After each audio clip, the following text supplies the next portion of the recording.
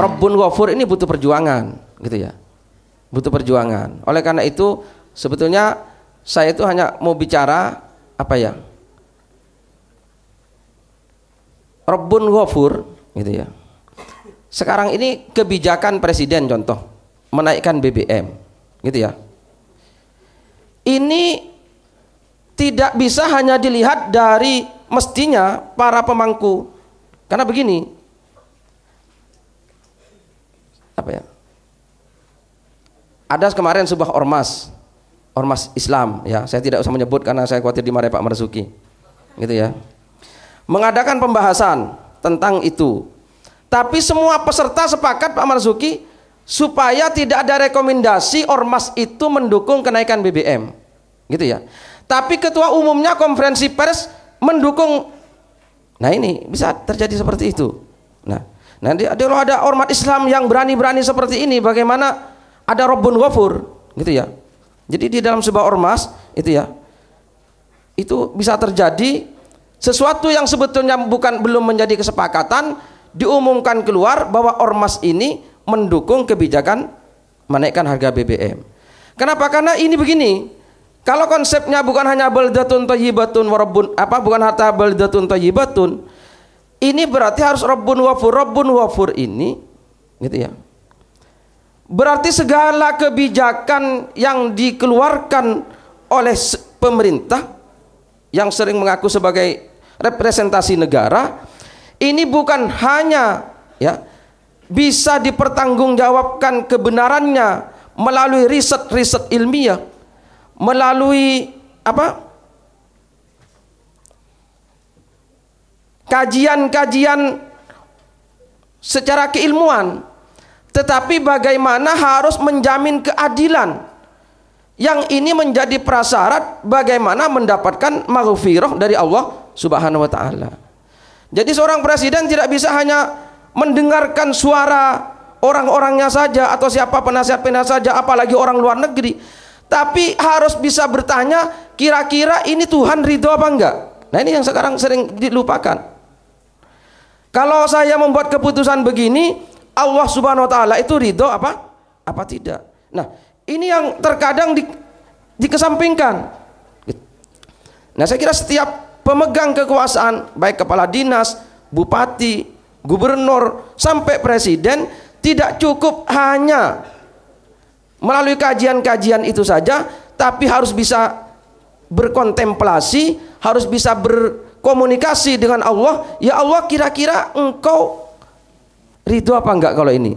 Nah, sekarang ini yang terjadi itu tidak, saya kira tidak dilakukan. Hanya cukup dengan memberikan stimulus-stimulus kepada ormas-ormas keagamaan. Nah, itu ya, sehingga ormas keagamaan bisa dianggap sebagai wakil Tuhan, padahal belum tentu, gitu ya. Belum tentu ormas keagamaan wakil Tuhan. Wah, ini saya sudah didukung oleh ormas ini, sudah, siapa ya setuju, gak setuju, tak lakukan. Ini tidak bisa seperti itu. Seorang pemimpin itu harus bisa komunikasi dengan Allah Subhanahu wa ta'ala. Engkau ridho enggak kalau ini saya kerjakan? Kalau tidak seperti ini, maka baldatun thayyibatun wa rabbun ghafur itu tidak akan terwujud. Jadi baldatun thayyibatun wa rabbun ghafur itu bukan given, tapi suatu yang mari harus kita cita-citakan bersama, harus kita perjuangkan bersama. Nah, oleh karena itu sekarang ini bulan November, ya. Bulan November. Ini hari apa? Pak Mustafa ulang tahun. Tapi juga sekarang ini hari pahlawan Pak Mustafa. Hari pahlawan, gitu ya. Oleh karena itu mari kita ini semua berusaha menjadi pahlawan, gitu ya. Berusaha menjadi pahlawan, gitu ya. Pahlawan itu kalau menurut ya pendapat saya, gitu ya, tidak harus melakukan sesuatu yang besar atau orang besar. Sekarang ini sering yang dijadikan contoh sebagai pahlawan-pahlawan itu kan orang-orang besar semua, gitu ya. Pangeran Diponegoro, ya oke, kita setuju beliau pahlawan, gitu ya. Ki Hasyim Asy'ari pahlawan dan lain-lain. Tapi sebetulnya teman-teman semua ini juga bisa menjadi pahlawan. Apa? Asalkan mau melakukan sesuatu yang mestinya sampean tidak mau tapi sampean lakukan, itu pahlawan. Gitu ya. Begitu pahlawan itu. Contoh ya. Ya. Jadi sesuatu yang semestinya berat, semestinya itu beresiko, semestinya tidak kita kerjakan, tapi tetap kita kerjakan demi terwujudnya kesejahteraan, demi terwujudnya keadilan, itu pahlawan. Gitu ya. Contoh, misalnya Pak Mus. Pak Mus ini kan bukan menteri, gitu ya Pak Mus ya. Sampean bukan menteri agama, gitu ya. Nah, bukan menteri agama sebetulnya. Nah, kalau menteri agama, Pak Mus, itu misalnya membangun masjid, misalnya dia konsen kepada persoalan keagamaan di Indonesia, maka dia itu bukan pahlawan, gitu ya. Karena dia itu sudah seharusnya, sudah tugasnya, gitu ya, sudah tugasnya. Nah, tapi kalau ada orang menteri agama bukan, dibayar juga tidak, tapi dia konsen kepada agama. Pak Mus nulis buku apa? Menjemaahkan jemaah masjid. Nah ini, sehingga insya Allah Pak Mus ini pahlawan. Itu apa urusannya? Kan bukan urusannya Pak Mus sebetulnya. Wah, itu sudah ada DMI, Dewan Masjid Indonesia. Pak Mus juga bukan. Sudah ada KUA, di Kemenak itu ada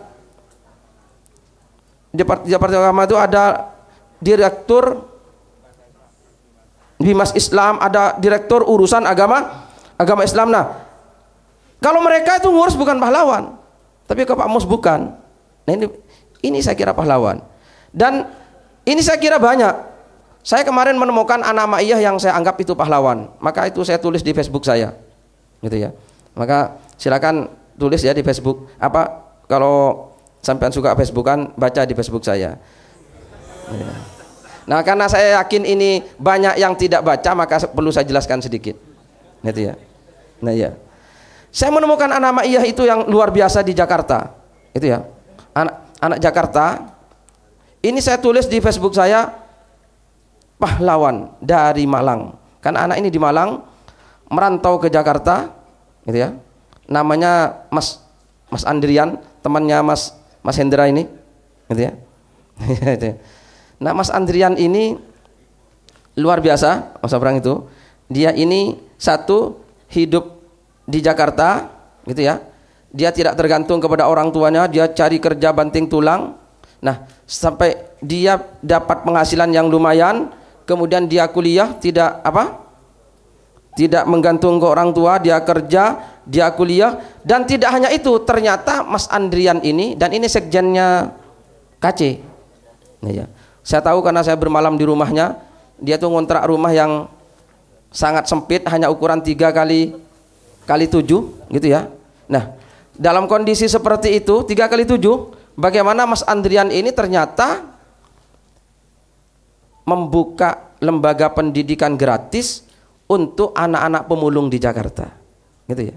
Nah, ini bagaimana orang istri saja tidak punya, gitu ya. Rumah dia tidak punya, kuliah dia bayar sendiri, gitu ya. Rumah tidak punya, semacam tidak punya, dia bisa mendirikan lembaga pendidikan gratis untuk anak-anak pemulung.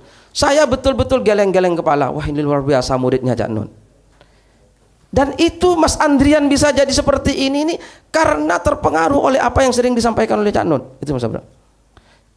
Jadi dia bisa memberi makna kepada hidup karena Cak Nun sering menyampaikan hidup itu sing penting punya makna. Dan itu yang dilakukan oleh Mas Andrian. Nah, Mas Andrian itu bisa mendirikan lembaga untuk pemulung, itu sukses. Dia mendirikan lagi lembaga pendidikan gratis untuk anaknya tukang ojek. Nah, luar biasa. Masih kurang lagi.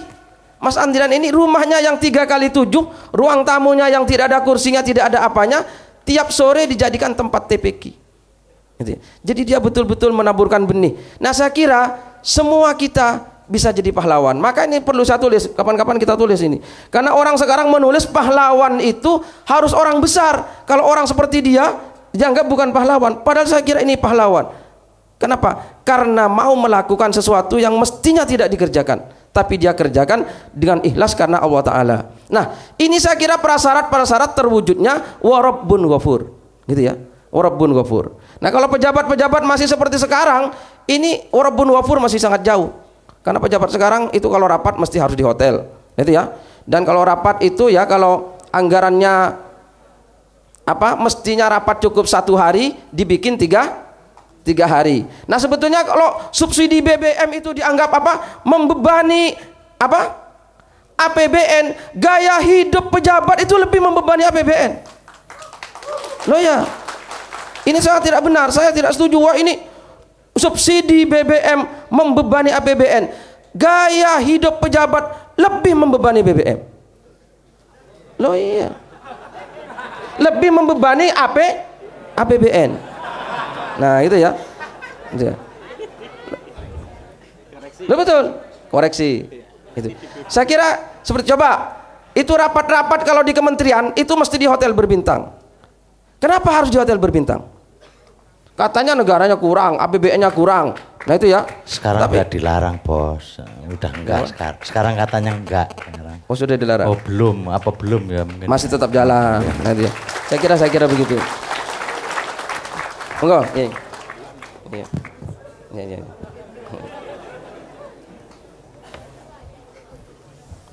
Nah, apa yang saya sampaikan ini hanya untuk menstimulus bagaimana kalau kita semua bisa menjadi pahlawan bagi lingkungannya masing-masing, gitu ya. Saya bukan anti PNS, yang PNS juga harus jadi pahlawan, gitu ya. Jadi kalau PNS itu bekerja kontraknya dari jam 7 sampai jam 3, Anda pulang jam 3 atau jam 2 itu bukan pahlawan. Tapi kalau Anda pulang jam 5 atau jam 6 atau jam 7 malam itu pahlawan. Gitu ya. Lo kan begitu. Jadi kalau kerjanya mestinya 100 kontraknya tapi Anda kerja 200 baru itu pahlawan. Nah, itu ya. Nah, jadi saya kira itu yang penting, bagaimana warabbun ghafur, itu ya. Barangkali itu yang saya sampaikan. Beliau sudah datang.